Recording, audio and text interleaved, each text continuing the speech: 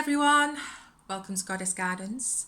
I'm Jackie Wright, and this week I'd like to talk to you a little bit about the date I went on last Sunday. So as you know, just before I went to Alicante, me and this guy were chatting, and we've been chatting a few weeks, couple of weeks, and I wasn't sure if he'd still be around when I got back I should say, but he was, and we arranged to meet up. And one of the reasons we'd not met in the couple of weeks we've been chatting was he's got quite a busy life, which I actually find quite attractive. Because with a lot of old guys, they just, especially when they're retired, this guy's not retired, especially when they're retired, they're looking for somebody to sort of entertain them, really. Sort of live the life for them, and with them, and sort of do things with them. So that they're actually waiting to start a life when they retire with somebody else. So this guy works, but he works hard and he plays hard, and he's got a lot of things going on, which I actually love, because I don't want somebody full-time. I know it sounds awful, but I don't. I want somebody part-time, and this is ideal for me, somebody who's got their own life going on, so they're not relying on me all the time. Don't rely on me, mate. So that's one of the reasons we'd not actually met until last weekend. So we met, and another thing I found attractive was he decided he'd sorted out. I'll tell you where we're going to meet up and this, that and the other. I'll sort it out. Brilliant. Because too many times I've had, I hope the bars are not too busy and noisy. I hope he's near a tram stop and all this. So I was quite happy that this guy was going to sort everything out. Well, it's only a meeting place. It's not hard, is it? But we ended up meeting at Sunset, which is in Spinningfields. And it's a place I've not been. And I think, it looks quite a nice bar. I can be as pretentious as the next person. So I got there. He was already there. So I walked in. We ordered drinks. And I got the impression he's a bit of a regular there. He's trying to show off a little bit. He's a bit of a regular, which is perfectly fine. So we had a couple of drinks there, and we're getting on quite well. But I'd already decided, probably after half an hour, that as much as I was going to really enjoy this day, because he's quite switched on, I actually didn't fancy him, and that probably wasn't going to change, but I was going to enjoy myself anyway, because it was going to be such a good day. So he actually listens to recent music, new music, because most of the guys, they'll even say it on the profile, apparently nothing was made music-wise after 1979. I didn't know that, but apparently it's true. I love Senses music, and all the thing. Well, yeah, I was there as well, mate, and I enjoyed some of it, but, there are other good bands after Led Zeppelin and stuff like that. So I loved it that it was proper switched on, and it was Manchester International Festival last week, and he'd been going to quite a bit of the stuff that'd been on in Albert Square with that. So he gets out and about, and he does things with his friends, and he always makes sure he's got a busy social life, which is great. So we had a couple of drinks, and like I said, I decided I didn't really fancy him, even though he was pretty much like his pictures. For some reason, and I don't know how this happens, for some reason he wasn't as good looking as his pictures, and usually it's the other way around. They turn up and you think, what? You're nothing like. But this guy wasn't as good looking as his pictures, and I don't know how that works. But another thing as well, he was spitting quite a lot when he was talking, which was off-putting, but I just thought it really doesn't matter, because it doesn't matter. So I was hoping that after we'd been on this date, I could sort of message him and say, as much as, I had a brilliant time, I'd rather just be friends. So halfway through the day, it was sort of, there's something going on tonight that he asked me to come along to, and he said, I'll be going anyway, so if you want to come along, that's fine. I said, I'll think about it. And he seemed really keen. And I thought, I'd like to go along as a friend, but you're obviously not asking me as a friend, but we'll see. So we had a couple of drinks in there, and then when the bill came, so I offered to pay half, and he said, no, it's fine. So he said, do you have to be anywhere else? I said, no, not really. I said, I'll take this hotel around the corner, this smart hotel around the corner, we'll have a drink there. It's somewhere I always go with the lads, we go there a lot. All right. And I had noticed during the day that he talked a lot about money He was still living with his ex-wife, his second ex-wife, which is quite normal when you get to my age to have about 2 or 3.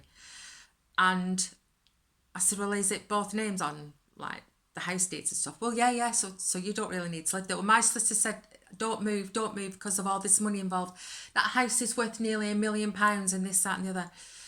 So I thought, surely it won't make any difference if one of you moved out. But it's not my divorce. I weren't going to ask many questions. That was it.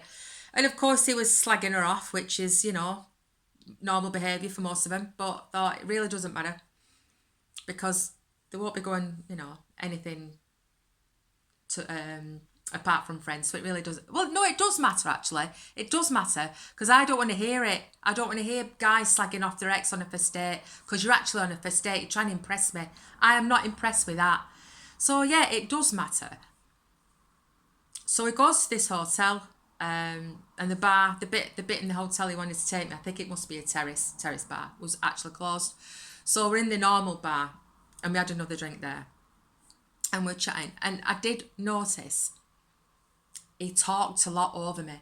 He'd ask me some questions, and then when I was replying, he'd talk over me and take over the conversation again, which was quite annoying, really annoying. So, and he was shorter than he said he was as well. I think a lot of guys do that. So when we came out of the hotel, we're walking back up, and he said, we were making our way back, we're making tracks to tram stop or whatever. And he said, oh, there's something going on in Albert Square, should we call off there? And I said, you know what, I'm going to get back. It had been about 3 hours by this time. I'm going to get back. Great meeting you. What I'll do when I get back, I'll text you. I'll text you later on. I said, yeah, that's fine. So then I made a video, and I think I said in the video, I'm going to text him and sort of let him down gently and say, I'd like to see you again as a friend, which I did because he was really good company. And it's rare that I meet somebody who's good company, who's actually got something about them and living the life now and not waiting to meet somebody before they start living the life. I love that. So I texted him and I said, oh, great to meet you. I'll let you know about Saturday. And he didn't reply. I thought, okay. So the next morning, I don't know what time it was, he said, oh, I got your text. I'm just going to give you a little bit of feedback. I said, oh, right. So I'm reading it. Oh. It was great meeting you. Absolutely great meeting you. But I found that the date was too expensive. And from that, I can't see us going forward. I thought, are you joking? You chose the venue. You chose an expensive bar. Anywhere in Spinningfields is going to be expensive. But you're obviously trying to show off, which is fine. But obviously it's not fine. So we had 2 drinks in there. I offered to pay. You declined. So then you took me to a fancy hotel around the corner. We had a drink in there. You got the bill for that. And that made the date really expensive. You chose the venues. I thought, I can't, what can I say to that? So I just replied, I said, well, actually, you did choose the venue, so I'm a bit surprised at that, but thank you very much for your feedback, and I hope you find somebody real soon, and left it at that, and obviously it's not replied. But when we're in this first bar, well, no, actually, all the way through, he talked a lot about money, and he said, which I found I had mixed feelings about it really. I found it funny on one hand, but on the other I thought, you're actually quite cheeky. His wife has started a crowdfunding page to pay for her solicitor. So she basically wanted other people to pay for her solicitor. I don't have a problem with crowdfunding or just giving if it is going to benefit a lot of other people.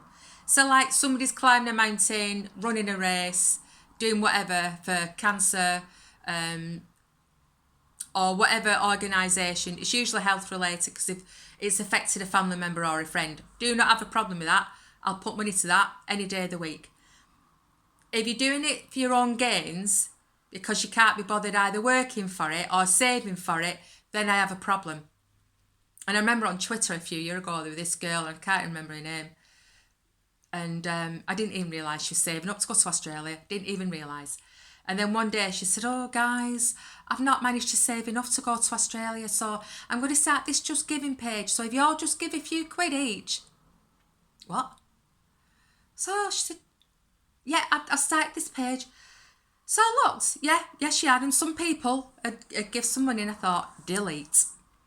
I don't know if she got there. I don't know if she got the money, but that is for your own gains. And if you surely if you're saving to go to Australia to work for a year for whatever, you get most of your money first and then try and save, I don't know, just a few hundred before you go, not the whole bloody trip. So yeah, it's a form of begging. People do it to pay for holidays, which I find absolutely staggering that people would pay towards somebody's holiday unless they've been sort of in an accident or something really, really bad has happened to a family member or something like that. Fair enough, you probably deserve it. But if it's a case of didn't save any money, fancy a week in the sun, sod off. But yeah, and I just think, well, I need a new car. Well, I need a car. No, I don't. I don't drive. I've not driven for 25 years. Not since I came back from Australia.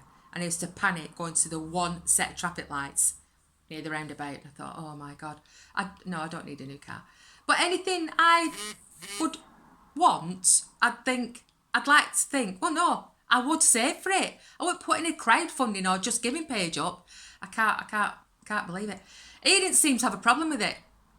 He said, oh yes, some of her friends are funding it and this, that and the other. He were all right with it. I'm sat there thinking, Jesus, I wouldn't dream of it. But everybody's got a different opinion. I realise that. That's just my opinion. I realise that. So there we are. It was, the date was actually too expensive. So going forward, we're not going to see each other again. Which I'm disappointed in a way because I would have liked to see him again because he's enjoyed his company. But at the same time, maybe it's just as well, eh? So, see you soon.